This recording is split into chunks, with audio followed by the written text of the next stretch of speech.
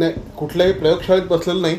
मी आत्ता ठाणे शहरात S S नावाच्या एका दुकानामध्ये बसलेलो आहे. हे दुकान पूर्णपणे डेडिकेट केलेलं आहे. हे विज्ञानाच्या प्रयोगांना डेडिकेट केलेलं हे दुकान आहे. ठाणे शहरातील शुभंकरोती हॉलच्या बाजूला एस एस हे दुकान इथे आहे आणि श्री उमेश लळित यांनी हे संपूर्ण प्रोजेक्ट या ठिकाणी उभारलेलं आहे. एक्झॅक्टली हे प्रोजेक्ट काय आहे, सगळीकडे आजूबाजूला जिकडे बघू तिकडे विज्ञान आहे आणि विज्ञानाच्या माध्यमातून छोट्या छोट्या प्रयोगांच्या माध्यमातून विज्ञानाच्या संदर्भातली रुची मुलांमध्ये निर्माण व्हावी या दृष्टिकोनातून हा संपूर्ण उपक्रम श्री उमेश लळित यांनी सुरू केलेला आहे. उमेशजी, तुमच्याच दुकानात तुमचं पुन्हा एकदा स्वागत. धन्यवाद. सगळी पहिली गोष्ट म्हणजे एस एस ACES काय? ACES या शब्दाचा किंवा शब्दशः अर्थ होतो एक्के. ओके. एस म्हणजे एक्का आणि SS म्हणजे एक्के. पण त्याच्या प्रत्येक अक्षराला एक एक शब्द आम्ही जोडलेला आहे. तो म्हणजे ॲडव्हेंचर, कल्चर, इकॉलॉजी आणि सायन्स. तर या 4 क्षेत्रामध्ये मुलांना वेगवेगळ्या प्रकारच्या ॲक्टिव्हिटीज किंवा एक एक कार्यक्रम मिळावेत या उद्देशाने ACES हे नाव आम्ही एकत्र केलं.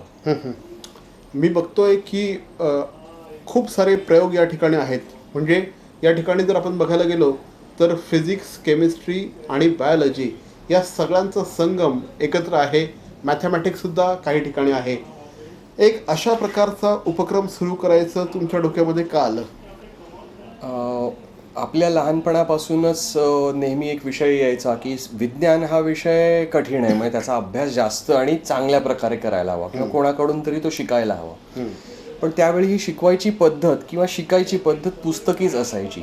म्हणजे तुम्हाला जर का मायक्रोस्कोपबद्दल माहिती हवी असेल, मायक्रोस्कोपच्या वर्किंगबद्दल, तर त्या बायोलॉजीच्या पुस्तकातली मायक्रोस्कोपवरची 4-5 पानं वाचायची, त्याची ती डायग्राम पाठ करायची, त्याचे सगळे पार्ट्स काय ते पाठ करायचे आणि पेपरमध्ये तो प्रश्न आला मायक्रोस्कोपचा की लिहायचा, तर ते मार्क मिळणार. अशा प्रकारे मार्कांवरती आधारित आणि पुस्तकी त्या मनाने विज्ञानाचे शिक्षण असल्यामुळे ते थोडंसं कठीण आणि बोरिंग वाटायचं.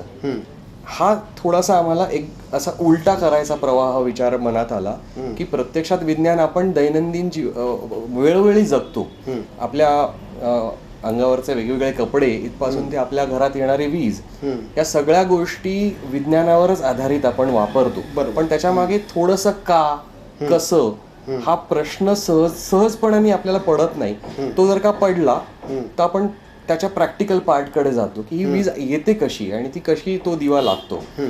तर ह्या सगळ्या गोष्टीतनं आम्हाला असं लक्षात आलं की विज्ञान पुस्तकातून न शिकवता जर का प्रयोग जे त्याचे आहेत ते प्रयोग करून शिकवले, म्हणजे जे प्रयोग त्यांच्या पुस्तकात सुद्धा आहेतच पण ते प्रत्यक्षात प्रयोग केले जात नाही, तर प्रयोग वाचले जातात पुस्तकात. मग प्रयोग करायला काय हरकत नाही. आणि प्रयोग केल्यामुळे होईल काय, त्यांच्या हाताने ते प्रयोग करत असताना हँड ब्रेन कोऑर्डिनेशनच्या कायनेस्थेटिक लर्निंगच्या एका प्रिन्सिपलनुसार की मी हाताने केलेलं मला जास्तीत जास्त समजतं आणि लक्षात राहतं. समजल्यामुळे जास्त लक्षात राहतं. मी एखादी गोष्ट ऐकली, एखादी गोष्ट पाहिली तर ती काही काळ लक्षात राहते, पण मी माझ्या हाताने काही गोष्ट केली तर ती जास्तीत जास्त काळ लक्षात राहते, कारण ती मला उमगलेली असते, समजलेली असते. या उद्देशाने आम्ही हे सगळे प्रयोगांचे संच तयार केले आणि ते संच तयार करताना 3री ते 10वीच्या वेगवेगळ्या अभ्यासक्रमांचा विचार केला आणि त्यानुसार लहान वयोगटापासून मोठ्या वयोगटापर्यंतचे प्रयोगांचे सेट्स तयार करून त्याच्यावरती अभ्यासक्रम आधारित असं आम्ही वेगवेगळ्या ऍक्टिव्हिटीज सुरू केल्या. या ऍक्टिव्हिटीजला आम्ही नाव दिलं संडे सायन्स स्कूल असं. हे नाव संडे, रविवारी मुलांना वेळ असतो शाळा व्यतिरिक्त म्हणून, ॲज वेल ॲज रविवारचा थोडासा जो मजेचा मूड असतो त्या मजेच्या मूडमध्ये विज्ञान त्यांनी शिकावं, प्रयोग करून विज्ञान शिकावं, पुस्तकं वाचून किंवा फळ्यावरती लिहून शिकू नये. या उद्देशाने संडे सायन्स स्कूल या प्रकल्पाअंतर्गत आम्ही 3री ते 10वीच्या मुलांना हे सगळी किट्स अवेलेबल करून देतो आणि विज्ञान शिकवतो. संडे सायन्स स्कूल जो तुमचा आहे त्याविषयी थोडीशी आणखी माहिती द्या, कारण अनेक पालकांना आपल्या मुलांना काहीतरी चांगल्या ॲक्टिव्हिटी द्यायच्या असतात, परंतु बऱ्याचदा नेमकं जायचं कुठे, कसं जायचं हे माहिती नसतं. त्याविषयी माहिती द्या. बरोबर. संडे सायन्स स्कूल हा कार्यक्रम किंवा ही ॲक्टिव्हिटी म्हणून आम्ही साधारणतः 8 वर्षापूर्वी छोट्या शहरांमधनं सुरू केली. अहमदनगर सारख्या लहान शहरातून या संडे सायन्स स्कूलचा उगम झाला. जो सिलेबस आम्ही तयार केला होता आणि जी किट्स आम्ही तयार केली होती ती मेजरली आम्ही 5वी-6वीच्या मुलांशी जास्ती निगडीत अशी निवडलेली होती. आणि त्या मुलांना ते वय असं असतं की त्यावेळेला क्युरियोसिटी फार छान असते, त्यांना थोडं करण्याची हँड ब्रेन कोऑर्डिनेशन चांगलं झालेलं असतं आणि प्रयोग सहजासहजी जमू शकतील अशा उद्देशाने.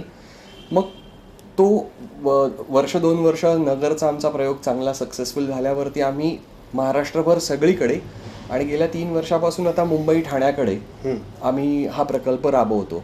ठाण्यामध्येच आमच्या वेगवेगळ्या जवळजवळ यावर्षी आता 10 ठिकाणी ह्या ऍक्टिव्हिटीज सुरू होतील वेगवेगळ्या केंद्रांमध्ये. उद्दिष्ट असं की लांबच्या मुलांना यायचं असून सुद्धा अंतरामुळे यायला मिळत नाही ही तक्रार त्यांची दूर व्हावी. घोडबंदर रोड पासून ते ठाण्याच्या मध्यवर्ती ठिकाणापर्यंत अनेक केंद्र आम्ही सुरू केली आता. आणि याच्यामध्ये जुलैमध्ये आम्ही हा उपक्रम किंवा अभ्यासक्रम सुरू करतो. जुलैच्या पहिल्या आठवड्यामध्ये या सगळ्या केंद्रांमध्ये अभ्यासक्रम सुरू होतील. प्रत्येक रविवारी 2 तास 3री ते 5वीची मुलं, 5वी-6वीची मुलं, 7वी-8वीची मुलं, 9वीची आणि 10वीची मुलं अशा वेगवेगळ्या प्रकारे साधारणतः 20 रविवार 9वी पर्यंतच्या मुलांसाठी आणि 6 ते 8 रविवारचा 10वीच्या मुलांसाठीचा क्रॅश कोर्स अशा प्रकारे हा अभ्यासक्रम आम्ही तयार केला आहे. सो तो जुलैमध्ये सुरू होतो आणि जानेवारीच्या दरम्यान साधारणतः हा अभ्यासक्रम संपतो. या दरम्यान प्रत्येक रविवारी मुलांना आम्ही नवीन विषयाचं एक किट देतो. त्या किटवरती आधारित त्यांना प्रयोग करून घेतो, त्या प्रयोगांमागचं विज्ञान शिकवतो आणि ते किट त्यांना घरी न्यायला देतो. फायनली साधारणपणे विद्यार्थ्यांना त्यांच्या जो दैनंदिन जो शिक्षणक्रम आहे त्याच्यामध्ये त्यांना या संपूर्ण प्रक्रियेचा कशा पद्धतीने लाभ होतो? हा संपूर्ण अभ्यासक्रम आम्ही वेगवेगळ्या बोर्ड्स म्हणजे आपण ज्यांना म्हणतो SSC board, CBSE board, ICSE board यांच्या अभ्यासक्रमांचा विचार करूनच हा प्रायोगिक अभ्यासक्रम तयार केलेला आहे. म्हणजे प्रयोगांतर्गत किंवा प्रयोगांवर आधारित असा अभ्यासक्रम तयार केलेला आहे की ज्याच्यामुळे त्या इयत्तेचे प्रयोग करायला त्यांना मिळतात आणि त्याच्या मागचं त्यांना जे विज्ञान शाळेमध्ये शिकवलं जाणार आहे ते त्यांना अधिक चांगल्या प्रकारे शिकता येतं किंवा समजतं, उमगतं. उदाहरणार्थ लहान मुलांसाठी आम्ही हवेच्या दाबावरचे प्रयोग, बॅलन्सिंग ॲक्टिव्हिटीज किंवा चुंबकी शास्त्रावरती मॅग्नेटिझमवरती आधारित असलेले प्रयोग आणि मोठ्या मुलांसाठी साधारणतः मायक्रोस्कोप, केमिस्ट्रीची एक्सपेरिमेंट्स आणि वेदर स्टडीचे एक्सपेरिमेंट्स अशासारखे घेतो. आणि त्याच्याही पलीकडच्या थोड्याशा हायर स्टँडर्डची म्हणजे 8वी-9वीच्या मुलांसाठी ऑप्टिक्सची किट्स म्हणजे प्रिझम, ग्लास स्लॅब आणि लेन्सेस यांचं हाताळणं त्यांना शिकवतो आणि त्याच्यातून ऑप्टिक्स किंवा प्रकाशाचं विज्ञान हे त्यांना शिकवतो. इनफॅक्ट आम्ही त्यांना व्ही टाईप इंजिन 4 स्ट्रोक इंजिनचं मॉडेल तयार करून वर्किंग ऑफ 4 स्ट्रोक इंजिन सुद्धा शिकवतो इथे. आणि पुढे शेवटी इलेक्ट्रॉनिक्स विषय शिकवून हळूहळू रोबोटिक्सची बेसिक आम्ही सुरुवात करतो. त्यावेळेस नॅचरली आपण सुरुवातीला बोललो त्यावेळेस की मुलांमध्ये सायन्सच्या विषयी थोडंसं एक भीती असते. इथे आल्यानंतर त्यांची काय प्रतिक्रिया असते?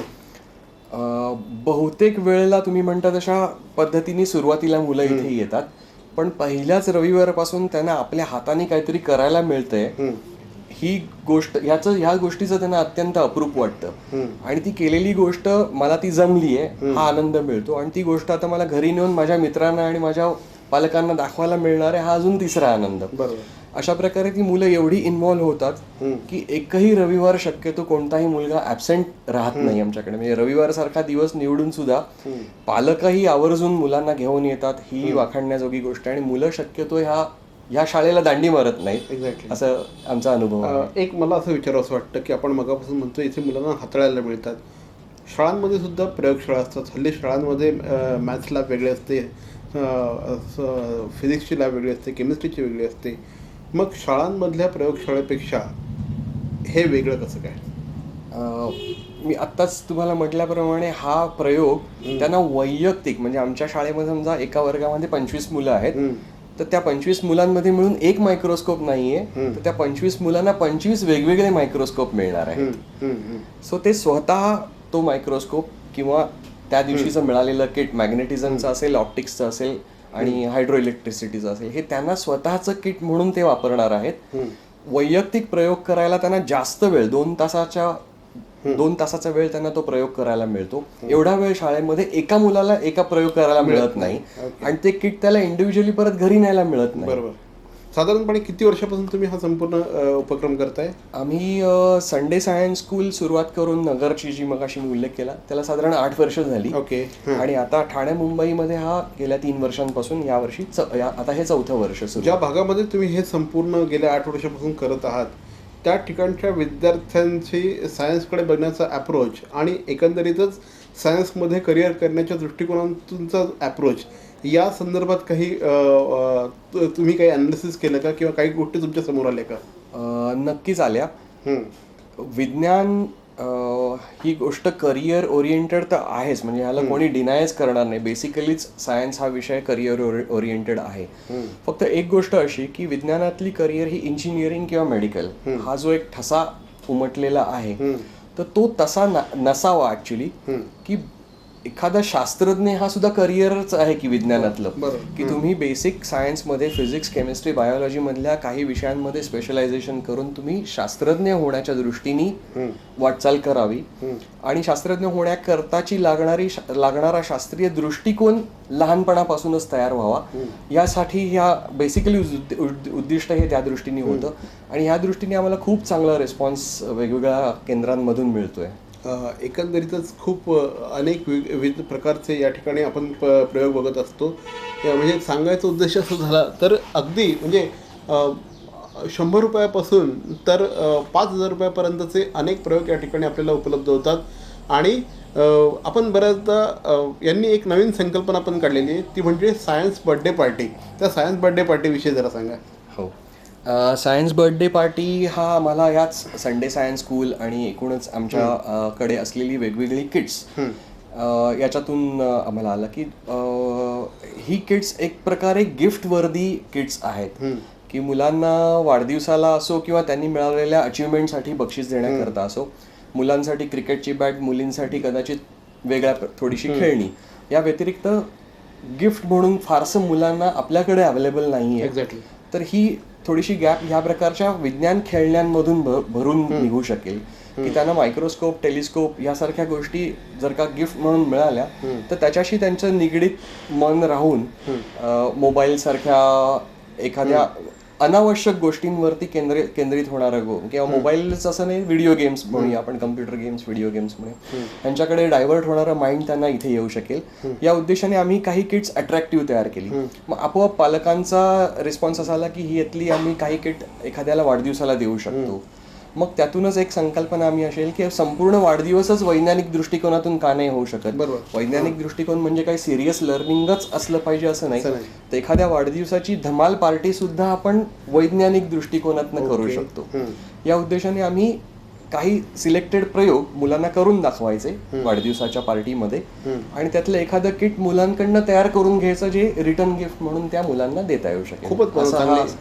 खूपच जबरदस्त कल्पना आहे. इनफॅक्ट आपण नेहमी काही गोष्टी आपण म्हणतो लकीर के फकीर बन जाते हम लोग, आणि मग तोच DJ असतो, तेच गेम असतात आणि त्याच्यामधून त्या शेवटी at the end of day हातामध्ये काहीच उरलेलं नसतं. फक्त थोडीशी धमाल असते, थोडीशी मस्ती असते. तीच धमाल, तीच मस्ती कायम ठेवून आपण एखादा बर्थडे हा निश्चितपणे अशा पद्धतीने मेमोरेबल, एन्जॉयबल करू शकतो, हे निश्चितपणे सांगता येऊ शकतं. सर, आमच्याशी बोललात त्याबद्दल धन्यवाद. ॲक्च्युली बघायला गेलं तर इथे एवढं काही आहे की प्रत्येक म्हणजे ह्या मायक्रोस्कोप विषयी जरी बोलायचं झालं तरी सर 10 मिनटं 15 मिनटं आरामशीर बोलू शकतात. आणि मात्र नेहमीप्रमाणे वेळ कमी आहे. वेळ कमी असला की naturally all beautiful things comes in small packages. त्यामुळे एक ट्रेलर आम्ही तुमच्यापर्यंत घेऊन आलो आहोत. पिक्चर अभी बाकी आहे मेरे दोस्त. हे बघायचं असेल तर निश्चितपणे या ठिकाणी तुम्ही आलं पाहिजेत. आमच्याशी बोललात त्याबद्दल धन्यवाद. धन्यवाद. थँक्यू.